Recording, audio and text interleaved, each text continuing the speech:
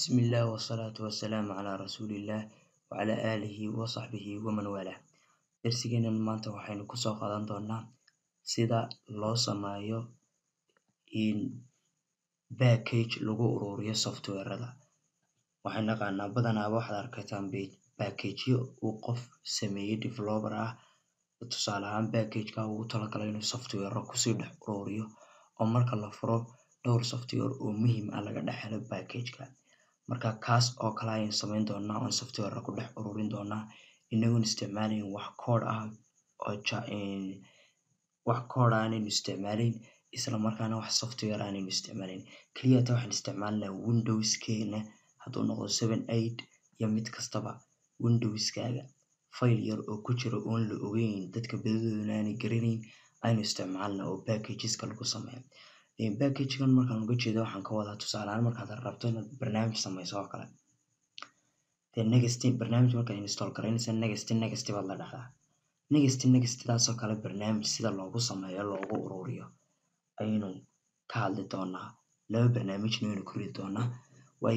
Marka ugu horeysa waxaad taabanaysaa keyboard-kaaga, waxaad ka taabanaysaa calaamadda Windows-ka plus R ayaad taaban doontaa sida muraayadda kaaga muuqata Windows plus R.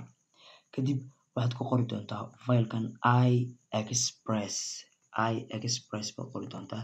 Kadibna okay baad siin doontaa si ay kugu soo baxo daaqadani kugu soo baxdo. Kadib next baad leedahay, waxaad leedahay extract files only. Kadibna next baad leedahay.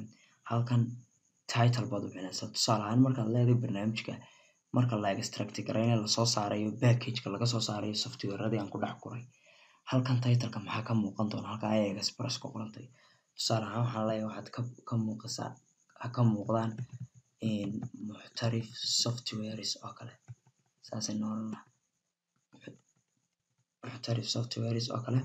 Kadib next baan leenahay. Next mar labaad leenahay. Next add baan leenahay. Kadib labadii file baan ku soo daraynaa.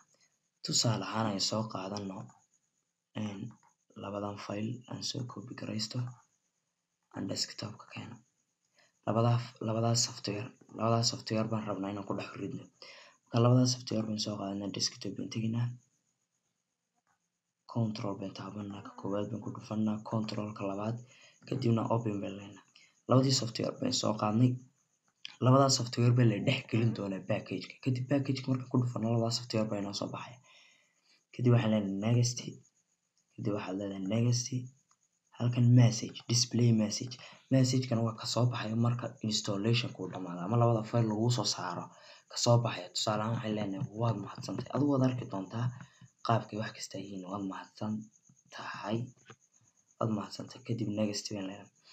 Halkan package-kan aynu samayn doono ku jiraan software-adu magac aynu bixino muxuu noqonayaa. Tusaale ahaan waxaan u bixinayaa Abdishakuur baan bixinayaa. Kadibna waxaan leeyahay next. Kadibna next create package next. Okay marka waxaan taaban doonaa finish. Imika already package-ka waan samaynay. Labadan software aynu iska delete garayno. Okay hadday package-ki markaad samayso waxaad tegaysaa bartii search-gaaga start menu dabcan ama search ama tusaale ahaan internet explorer-kan aad ku dhufanaysaa. Kadibna waxaad dooranaysaa wuxuu toos u tegayaa file-kaagaasi waxa uu toos u tegayaa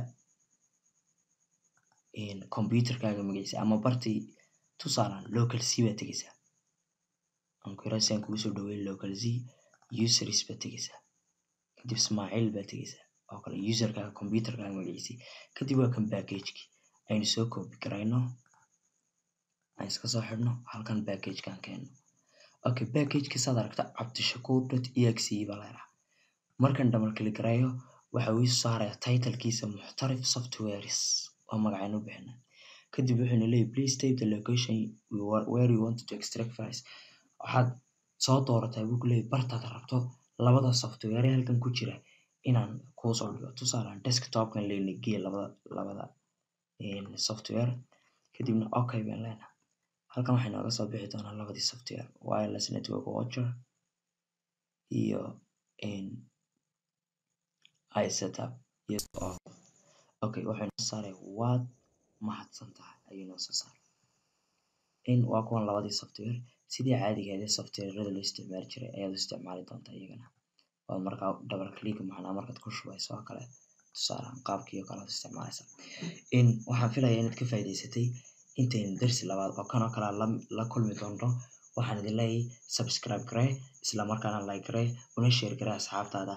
wassalaamu calaykum. ha ilaawin inaad ka qayb qaadato kanaalkeena si aad u hesho waxa cusub, sidoo kale inaad akhrisato boostooyinka cusub adoo ku biiraya bloggeena Muxtarif, iyo inaad Facebook pagekeena kusoo biirto.